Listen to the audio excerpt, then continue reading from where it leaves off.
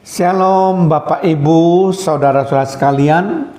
Kita berjumpa kembali dalam acara Menerima hari ini, di mana saya harapkan kita tetap bersukacita, tetap bersemangat untuk terus menggali kebenaran firman Tuhan.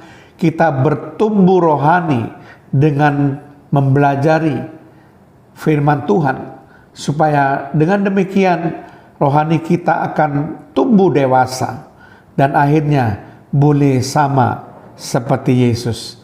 Kita akan membuka terlebih dahulu acara Menerima hari ini dengan doa.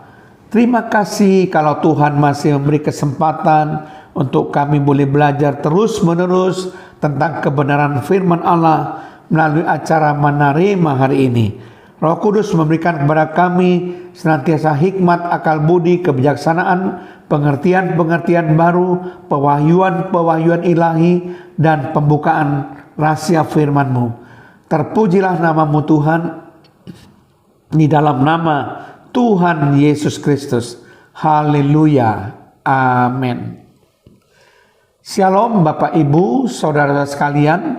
Kita sampai kepada bagian yang terakhir dari seri Menerima yang sudah kita bahas ini, yaitu kali ini dengan topik penderitaan dalam pelayanan bagian yang kelima. Ini merupakan bagian yang terakhir dari seri pembahasan kita.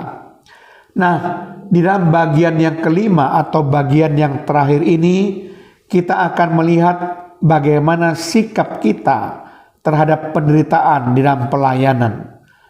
Kalau Bapak Ibu ingin mau meneliti sejarah, maka kita akan menemukan banyak para pelayan Kristus yang mengalami penderitaan dan penganiayaan yang bahkan boleh dikatakan biadab.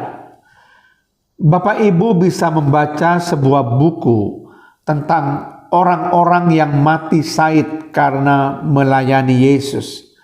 Buku itu berjudul Fox Book of Martyrs, tulisan dari W.M. Byron Forbes, terbitan dari Universal Book dan Bible House, Philadelphia.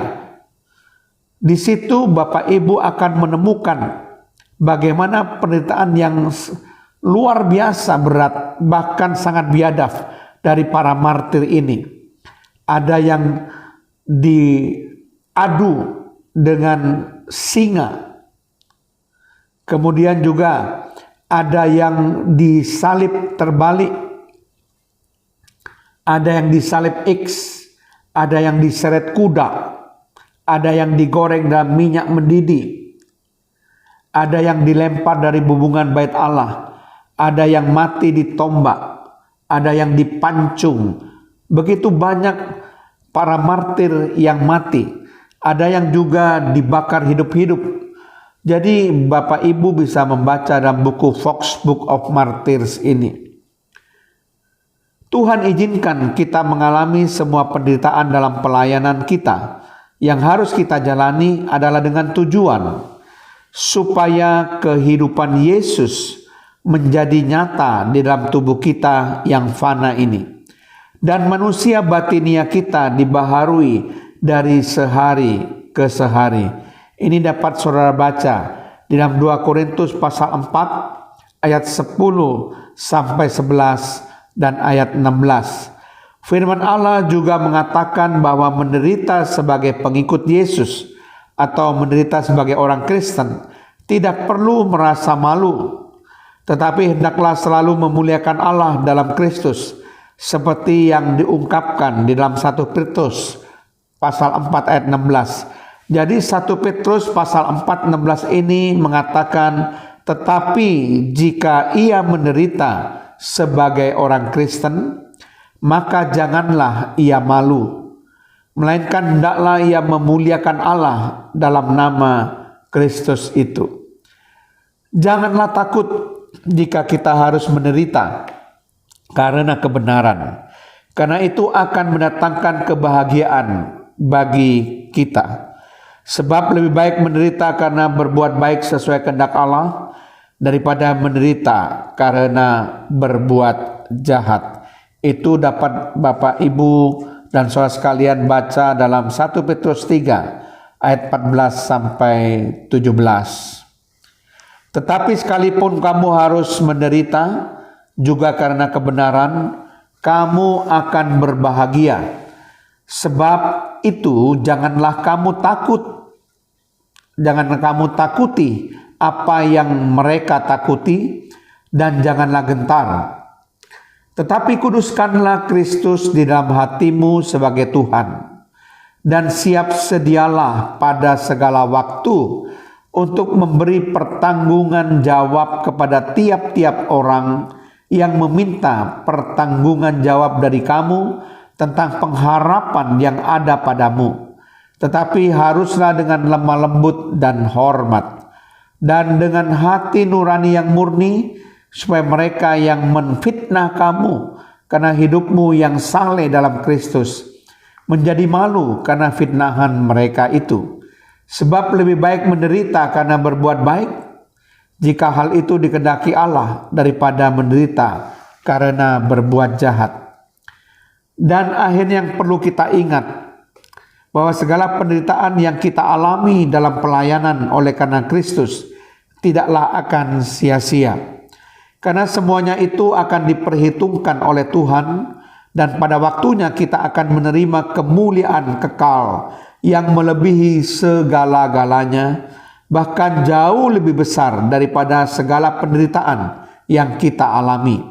Segala penderitaan yang kita alami dalam pelayanan akan berdampak terhadap hal-hal kekekalan dalam dunia kekekalan yang akan datang. Itulah sebabnya mengapa para rasul bersedia untuk menderita bahkan sampai mati syahid karena melayani Kristus. Karena adanya keyakinan mereka yang kuat akan pengharapan kemuliaan kekal yang akan mereka terima nantinya. Sesuai janji firman Tuhan yang tidak mungkin salah dan merupakan sumber kebenaran yang mutlak. Allah tidak pernah berdusta. Sekali Ia berjanji, sekali Ia berfirman, pasti akan ditepati. Bilangan 23 ayat 19 mengatakan, Allah bukanlah manusia sehingga Ia berdusta, bukan anak manusia sehingga Ia menyesal. Masakan Ia berfirman dan tidak melakukannya, atau berbicara dan tidak menepatinya. Nah, apakah janji Allah bagi kita yang melayani Kristus? 2 Korintus pasal 4 ayat 17 sampai 18 mengatakan, sebab penderitaan ringan yang sekarang ini mengerjakan bagi kami kemuliaan kekal yang melebihi segala-galanya, jauh lebih besar daripada penderitaan kami. Sebab kami tidak memperhatikan yang kelihatan, melainkan yang tak kelihatan. Karena yang kelihatan adalah sementara, sedangkan yang tak kelihatan adalah kekal.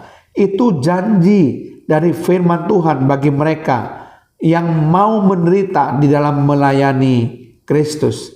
Tetaplah giat dalam melayani Tuhan, meskipun saudara harus menderita untuk itu, karena segala jerih payamu tidak akan pernah sia-sia. Amin. Mari kita berdoa. Terima kasih Tuhan, kalau hamba-Mu sudah menyelesaikan seri pembahasan dari bagian yang pertama sampai bagian yang kelima, yaitu bagian yang terakhir mengenai penderitaan dalam pelayanan. Biar hal ini boleh bermanfaat bagi kami, untuk kami tidak berputus asa di dalam melayani Kristus meskipun kami harus menderita. Terpujilah nama-Mu Tuhan, di dalam nama Tuhan Yesus Kristus kami berdoa. Haleluya. Amin.